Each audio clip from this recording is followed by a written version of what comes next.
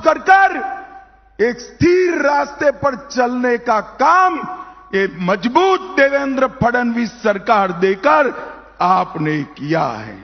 इसके साथ साथ हिंदुत्व और मोदी जी की विकास की राजनीति, ये सब हमारे विरोधी बाहें चढ़ाकर बाहें फैलाकर राह देखकर बैठे थे कि लोकसभा के बाद महाराष्ट्र में हमारी विजय होगी।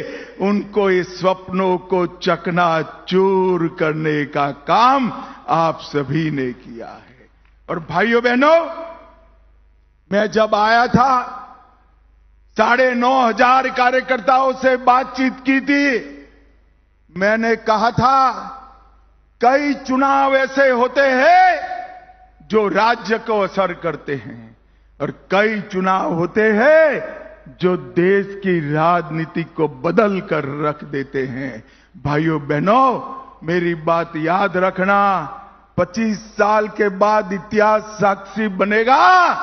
आपका महाराष्ट्र का महाविजय वो देश की राजनीति को फिर से पटरी पर चढ़ाने का काम किया है।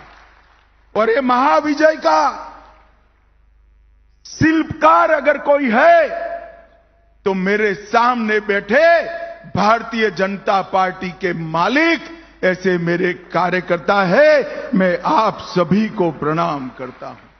मैं महाराष्ट्र की जनता को भी, समस्त देश के भारतीय जनता पार्टी के कोटि कोटि कार्यकर्ताओं की ओर से मनपूर्वक अभिनंदन और धन्यवाद करना चाहता हूं कि आपने फिर से एक बार इस देश में सिद्धांतों की राजनीति चलेगी ये तय कर दिया है। आपने फिर एक बार परिवारवादी राजनीति करने वालों को मुंह पर जोरदार चांटा लगाकर परिवारवाद को नकारने का काम किया है।